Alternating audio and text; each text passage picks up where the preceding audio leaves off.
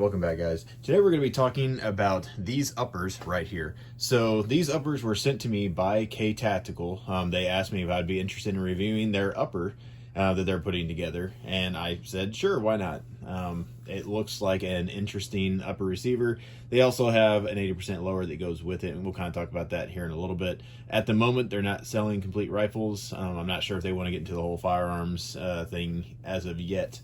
But they are making upper receivers in kind of various flavors, and this is a 16-inch variant that I was more interested in because it's more of a practical gun. Some of the other ones are more fun guns. This one is still a fun gun, but it's more practical just based on kind of the specs on it. So they sent me one out, and I believe one of the back ones was the original one they sent to me. And as you all know, I'm completely honest with you on everything. I had some issues with it, and that's the reason why I have 4 here in front of me. I had some issues with the first one, like I said, and I addressed those to them, and they fixed them pretty much immediately. They sent these other 3 uppers out to me, and I sent the original one back, and they kind of tinkered to try to figure out what the issue was, or if it was just kind of just that one upper had a problem, or what it was. But they sent me these 4, and so just to give you, full disclosure, they sent these to me to test out to see which method they use worked best, and then they're going to replicate that on the rest of their builds. So I just wanted to show you that I had 4 rifles to test from. So again, I have a pretty good sample size, which I would say most people out there, they're testing stuff like this, or reviewers or companies, they're not going to send this many things out just to make sure a product is right. So I wanted to highlight that because, again, I'm impressed with the company and their, for lack of better words, their work ethic on making sure something's done right. All right, one thing I also wanted to show you was this is their 80% lower. So if you want a matching lower receiver to go with it, you'll have to use this, and you'll have to, buy a jig to mill it out. So if you want it, to completely match, and you just like the idea of having this type of complete gun, just know that you'll have to go with that. They don't sell complete lowers at the moment. I don't know if they have any plans to do that or not. No idea, but you just know you'll have to do that. It does fit with regular lowers just fine. As you can see, I had it on this just regular Palmetto State Armory lower, and it worked just fine. And the fit and finish and like the fitment is fantastic. I don't know if you can see that or not. There's absolutely no play in that receiver whatsoever. So they did a really good job having that to where the fitment is just absolutely perfect. And I think it still looks good on there too. Like, obviously, because this is I believe it's a billet versus the bottom one, is forged, you're going to have a little bit of differences here to where they don't exactly line up, because, again, it's designed to line up with this one, which I'll show you right here. So you can see on here, that's what it would look like. So now that I've told you a little bit about, the company itself and kind of the process of how I got all these, just know, again, that no one can be completely unbiased. So take my words with a grain of salt. You can believe me, you cannot believe me, that's fine. Companies sending me stuff doesn't affect my review on things. And like I said, I sent this back to them saying, hey, there's some issues with this. We need to get them resolved. And they were 100% on board in agreement. And again, they worked really well. But one of the first things, and I'll go over this now, and I'll show you some pictures here at the range as well. The first problem I had or noticed was with this charging handle. Now, again, they have this little bat charging handle, which is kind of funny looking. They also like their red and black, like that's kind of their thing, red and black on their stuff. You can like that or not, that's fine.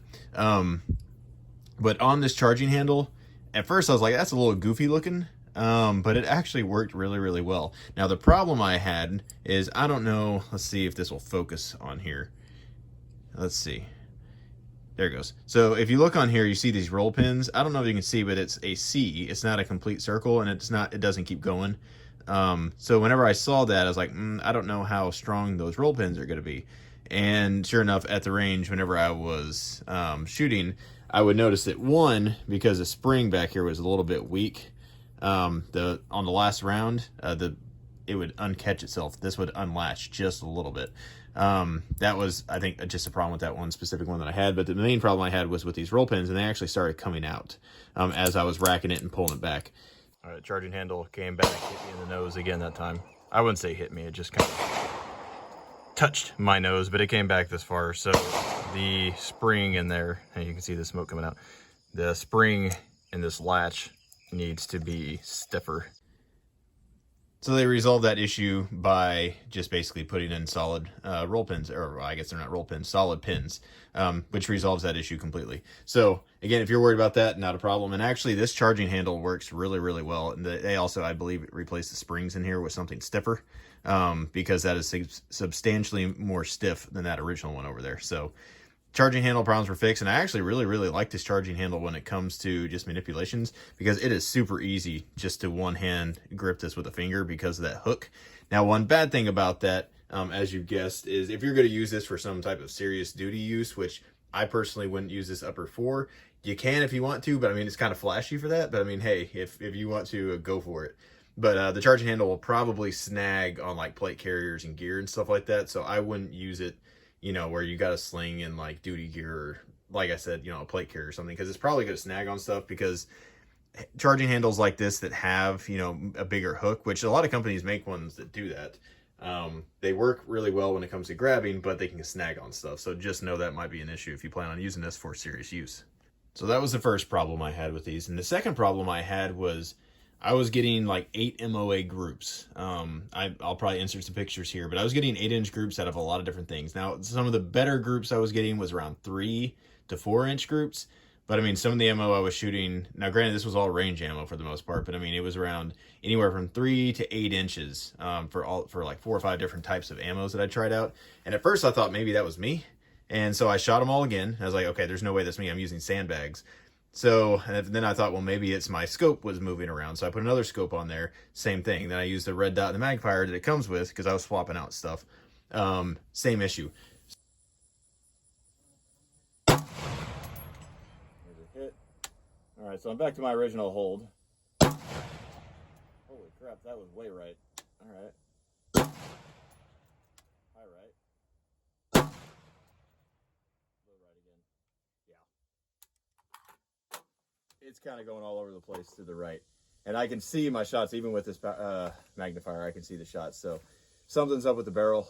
Again, they're aware of it, so they're going to be doing their own testing, but we'll see what comes of it. So again, that was the other issue we sent it back, and they're like, no, that's definitely not right. It could have been just the one that I had, absolutely, but they decided to take a look at it, and they took all their inventory off the shelf, and the credit where credit is due, like they went through it. And again, that's why they sent me 4 different uppers to test out to see if they had problems. And whenever they sent them back to me, it was all fine. This original one that they sent to me was perfectly fine. They decided to go ahead and use shims and lap the receivers, or the barrel extension kind of area, if you know, up here. And if you're not familiar with what that is, basically it's just making the surface of the receiver just perfectly flush, so the barrel extension, you know, fits up against it perfectly. So whenever you tighten down the barrel nut, it's a perfect flat, you know, connection point. Versus on a lot of uppers, that it can be just slightly off, or can have, you know, burrs or things like that. They can make the accuracy not as good. A lot of competition shooters actually use that method, if you're not familiar with it, to accurize their ARs. So that was something that they realized, okay, we'll just do that, and that pretty much solved all the problems, because all the components that they use are quality. So figured there was just something, you know, tolerance issues there, and that solved it. So again, had issues, you know, with the charging handle, had issues with the accuracy. But once I got it back the second time, now that they've kind of worked out all the kinks, because again, they did not want to sell a product that had any kind of problems.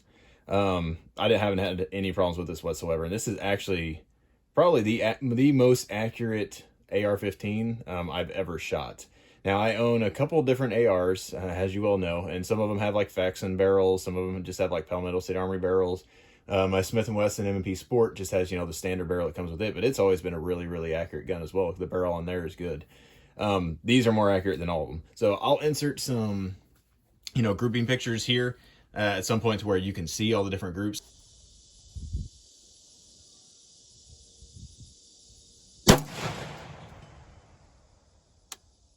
That was a hit. Just under. Left. Hit. Hit. Just underneath it. This gun does not move. The lack of recoil is, I mean, it's nice, but it's weird. Like, I've shot a couple other guns that have, you know, comps on them before, and they just don't move. But I will say the bad thing about a comp is anybody in your general vicinity will absolutely hate you.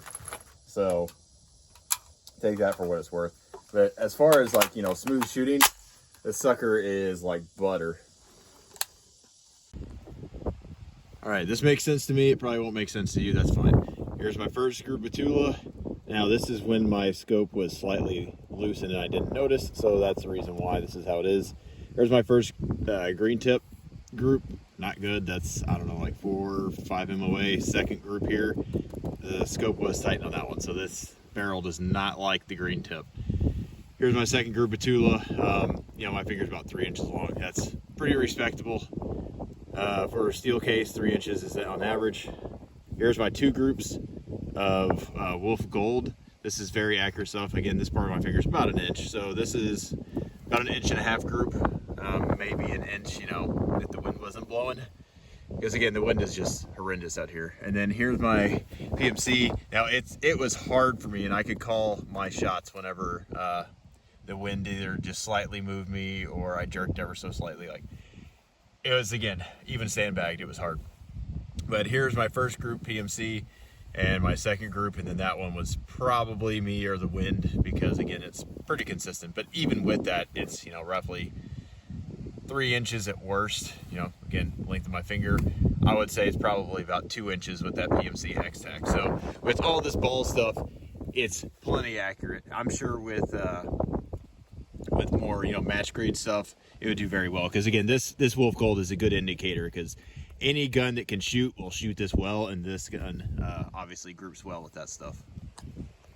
All right, so there's the first group with the original gun I was sent that had the 8 MOA written on it. Here's first group with Wolf Gold, and I would only assume that's the first shot of the new ammo type, so it's gonna be slightly off. But even with that, I mean, that's 1 inch group. Hopefully you can see. Again, this is the original gun. It was sent. You got 1, 2, 3, 4. I would call that very close to 1 inch. So I will say one kind of strange thing about this, all of them, none of them like green tip. And when I say they didn't like green tip, like they're shooting like 4 to 6, maybe 4 to 5 inch groups. I'll show you again in here, but none of them like green tip for whatever reason. So I don't know what that is, because they shot every other range ammo I have just perfectly. Now I know green tip is not known for accuracy. Like it's pretty inaccurate in most of my other guns as well, but it's usually around 3 to 4 inch, kind of like steel cases. So I mean, I don't plan on shooting green tip out of this, so that's not really that big of an issue. But I just thought I would mention it. I did not shoot any match grade ammo out of this, and honestly, I don't think there's a need to, because when I was shooting with the Wolf Gold, the 223, if you're familiar with that, it's a very accurate loading.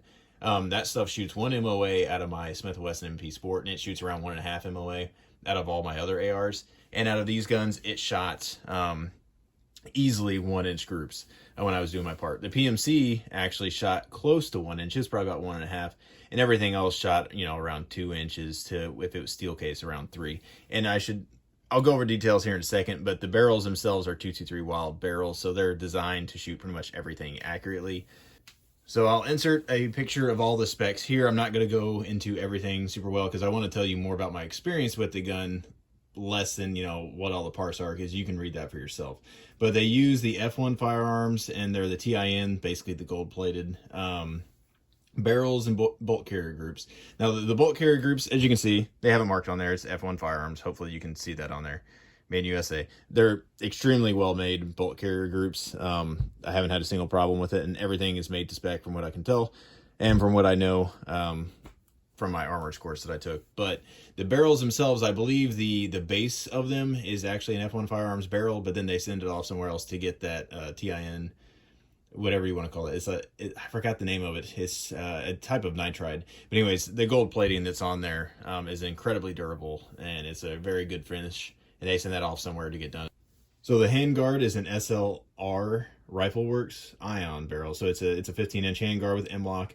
The way I actually took one of these apart to kind of see how it worked, and it basically just has 2 giant lugs that clamp onto here, and the way it keeps it from rotating is the barrel nut actually has like a cutout where one of these fits on differently than the other one. And then it also has an anti-rotation tab right here, which you can see is on both sides. So that's, hopefully you can see that there. So the barrel, or not the barrel, but the handguard is just absolutely rock solid. I'm always skeptical of handguards because, you know, a lot of them are just kind of clamp on, like the PSA handguards just kind of clamp on. There's not really a whole lot to keep them in place, and they can come loose. Like this bad boy is not moving. This is one of the most solid lockups. So I mean, if you wanted to attach, now granted, I mean, if you wanted to use this with like a, you know, with night vision, you want to throw a PEC 15 or, you know, a Holosun laser on here or something like that and use it for that, you could use an IR or a visible laser as an aiming device and probably attach to this rail.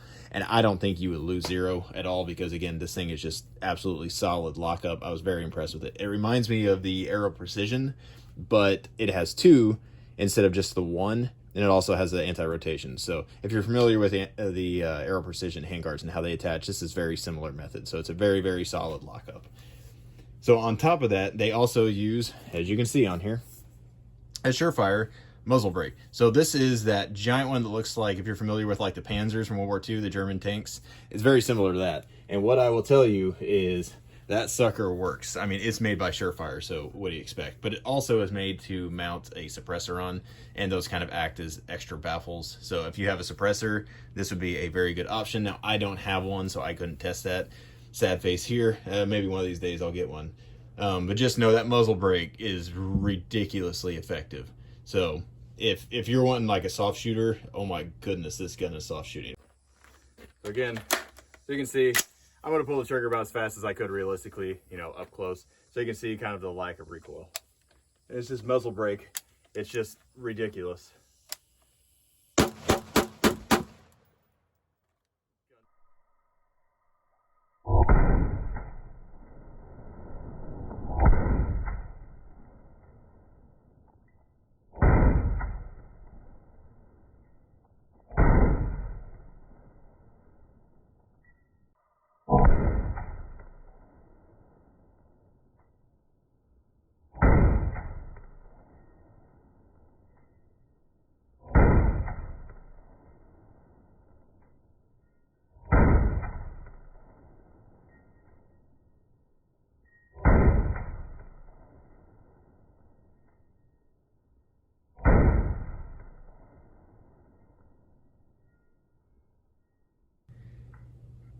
So they do use an adjustable gas block, which for this rifle, I'm okay with. For a duty gun, I'm generally not a fan of them just because over time they can foul up or get carbon locked and you can't adjust them, or the screw falls or backs out, or, you know, something. And so I'm just not a big fan of them. I saw one at a rifle class that I went to where it just seized up altogether and it just wouldn't cycle, it turned into bolt action. So for duty use, again, I'm not a big fan of them. Now, granted, you may have a different experience and you may absolutely love them. If you have a suppressor on there, yeah, you might want one because you can tune it a little bit better. So it's on there. If you like it, great. If not, you could always swap it out, I guess. So the gas tube on here is a black nitride, which is good. That's what I have on my guns. I like the black nitride. It's a little bit more durable. And then the upper, as I said earlier, is billet. If you know anything about that, you could argue it's better than forge in some areas. You could also argue forge is better. It just depends on what you want. But the billet look gives you, you know, something different than just a standard lower or upper mil spec. It gives you kind of the fancier, you know, angles and everything. All right, hopefully I haven't bored you with all the details, but now I want to talk about my actual experience with these. My experience with these have been actually really, really good. And again, full disclosure, they did give me, and I have to tell you this, they did give me ammunition or money for the ammunition for all the testing for all of these, which was not a lot. And they also gave me one of these uppers for the trouble, basically problem solving for them. So again, full disclosure here, again, you can assume I'm biased. That's fine. It doesn't matter. But my actual experience with this has been pretty good. I've shot it out at distance. I've shot it up close. I've kind of run around at the range with it a little bit. And I will say, like, one of my buddies, Rhett, he has a compensated AR, and that sucker is loud and obnoxious, but, you know, shooting that compared to mine was really, really pleasant. But I will say this, the Surefire brake on the end of there, oh my goodness, it's even better than his. I think he has a Midwest Industries, I believe the muzzle brake is, and it works really well, but this sucker just doesn't move at all. I've never shot an AR that doesn't recoil. or as recoils as little as this one. If you're familiar with shooting like a 22 conversion that's thrown into an AR, this feels like that. It's louder, obviously, but the recoil impulse is just nothing. When you're benched and you're shooting it, like the gun doesn't even move. I could actually see my bullet impacts through the paper at 100 yards with my scope because the gun just didn't move at all. And so from a recoil standpoint, like if you're using this for competition or long range or something like that, like this would be an excellent choice because again, the gun just does not move. The accuracy I've already gone over, easily 1 MOA. If you put good ammo through here, don't quote me on this, but I bet you could get half MOA with certain groups, or if you hand loaded with certain ammo types, because again, with range ammo, which is all I shoot, I was able to get 1 MOA groups consistently. The reliability of it was 100%, except for one case where I had a steel case. It just didn't fully extract. It just didn't have enough to cycle the bolt, which I believe was ammo related, because out of all the ammo I shot, including steel case, this sucker just kept on chugging. And the ejection pattern, again, if you're familiar with proper, ejection patterns for ARs, it was ejecting the steel case. I wrote some notes on here. Yeah, you eject the brass case in the 2 to 3 o'clock position, which is pretty much perfect. You want it just to your right. And then it shot the steel case around 3 to 4 o'clock position. So, and again, that's just with the gas block. I didn't adjust the gas block at all because I didn't need to. It cycled everything I wanted to, and it wasn't violent. It seemed perfect where it was. Now, you can make it, less gassy or more gassy, with that adjustable gas block. I didn't touch it, and it was perfect. So the ejection pattern was perfect. Again, that one problem I had with the steel case was, I'm 99% sure was just the steel case. That ammo itself just had a problem because all the steel case ejected violently in the same position. It didn't just kind of poop out. If you're familiar with, sometimes guns will just kind of barely eject steel case or aluminum case sometimes, depending, if you're shooting a pistol or something. This didn't do that. It ejected it perfectly, consistently every single time. The charging handle, which I talked about, works really well. I like it. Again, they fixed that spot right there. Would I use this for combat or duty use? No. But for competition or for, just kind of fun gun at the range, sure.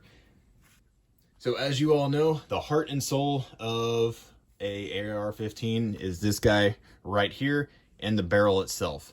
Again, F1 Firearms makes fantastic quality components. I have zero issues with this whatsoever. Nice thing is, well, one, it's shiny. Everybody likes a shiny bolt carrier group. It also makes it easier to clean, and in theory you don't have to lubricate it as much. Now I will say, I have nitrided bolt carrier groups and a couple other guns. You do need to lubricate them, just not, it's not as important. The areas where it really needs lube is inside here, where the chrome lining would normally be, right there. You can see inside these little holes where this moves back and forth. That's where you don't want the lube, because that's where it seized up in one of my rifle classes. Not in these guns, but in my specific gun that had a nitride bolt carrier group. After about 800 rounds, it started seizing up to where I had to use lubrication. But again, because they went with quality parts, they went with a quality barrel and a quality bolt carrier group, which is the heart and soul of the rifle, you're not going to have any problems with accuracy or reliability. These things just kept on chugging. I was very impressed with it. Another pro for these things, just kind of my experiences, these guns are just straight up sexy. I mean, I don't know how else to say that. Whenever I was showing a couple of my friends, they were looking at it at work, and they were kind of showing pictures and everything. They as soon as they first saw it, they were just like, wow, that is a sick looking gun. And I have to agree. The one thing I will say too is they come with this mag pull. I forgot the name of it, but it's like their slim, just kind of angled handguard, and it works great. Whenever they sent it to me, it was actually mounted back here. I moved it up because it was more comfortable right there. But honestly, I prefer it without this, and just kind of wrapping around, kind of C-clamping the handguard itself. And it's extremely comfortable. I wasn't sure how I'd feel about it because I'm used to handguards that have the Picatinny rail across the top. And for a duty gun, I would probably still prefer this to be Picatinny across the top. But they're going for more, lightweight. And I don't know if, a duty use gun was necessarily on their minds. They were just going for, quality. But one thing I like about this, and that I didn't think I would like, is you don't have that cheese grater effect like you do if you try to C-clamp an AR. Your thumb kind of feels like it's up against a cheese grater when you're firing and moving around. If you're wearing gloves, it's not a problem. But with this, it was significantly more comfortable, I guess, to shoot because of that. And also, I felt like I could actually grip, because I got little girl hands, I can't, you know, grab like, you know, 45 caliber Glock or something like that. I feel like I have to hold it with 2 hands. I feel like I'm holding a brick. So a smaller handguard was easier for me to kind of get a grip on whenever I was shooting. It was more comfortable. So if you got smaller hands, you're going to like that better. So again, it comes down to what is your purpose for this upper. I'm not going to tell you this is the greatest upper, you know, ever on the planet, because I'm sure there's other ones that are out there that are better or for, you know, different use. And that really what it comes down to is, what is your use for these guns? My use for these guns specifically is fun. Honestly, I will probably use this upper, which you can kind of see on here. I tested this out with a few different scopes, and I'll go over that real quick. So I tested it out with this scope right here. It's just an LPVO. It's a, I think it's a 1:6 or it's a 1:8. I don't remember. Let's see together. Yeah, it's a 1:6. So I was using the 1:6 on there. I also tested it out with this scope, which I'm reviewing. It's another Discovery optic. This one's a 3:12, I believe. Yep, 3:12. So I tested it with a variety of different things. And what I found is I like this probably set up the best. Just kind of have an LPVO. And this is going to be kind of my DMR type setup is what I'm going to use it as. Because again, the gun just doesn't move when you're firing, and being able to track your own rounds and your own hits and everything is really nice. Like shooting this thing out to 300 yards and it not moving, and I can see my impacts on the steel. I don't even need a spotter, which is really, really nice. And, you know, I don't always have a friend out there that can spot for me. So I either just hear a steel hit or I hear a miss most of the time. But this time I'm actually able to see my impacts because I can follow the bullet trace because the gun just doesn't move. So if you're looking for a long range gun, I mean, this is your ticket right here. Another use for it is honestly just fun. I mean, you can have the whole, you know, Weeb build out if you want, the whole anime kind of thing going, or you can go for a Gucci, you know, AR, and this could be the upper for that if you want to. That's fine too. Everyone needs a fun gun in their life.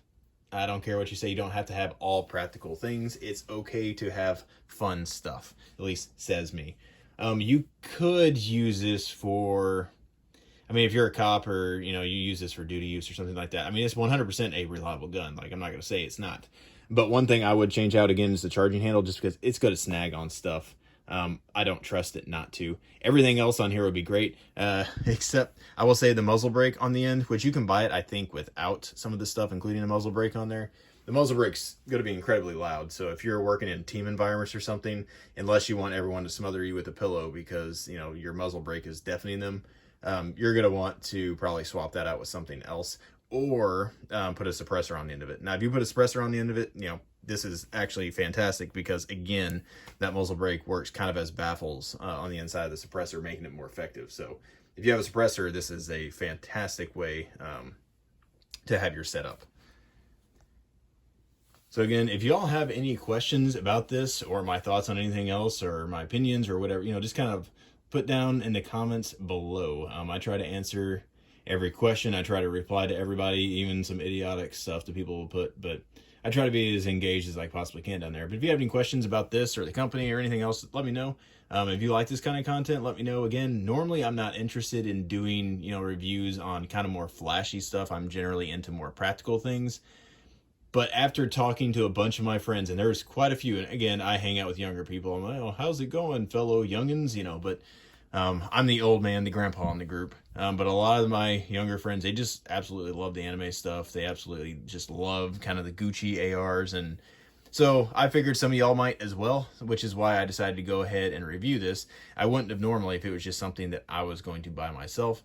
But I figure, you know, my audience has different likes and dislikes, so I figured throw this out there. Let me know what you think. If you like this kind of stuff, I mean, I can do more, you know, kind of Gucci, more flashy stuff, kind of fun guns if you want. I have an MP5 review coming up soon, which I would argue is not a practical gun, at least for most situations, but it is a really, really fun gun. So I plan on doing, you know, mixing up my reviews a little bit and doing a little bit of fun along with practical stuff as well. But again, hopefully you all enjoy this video, and I hope you all have a good day.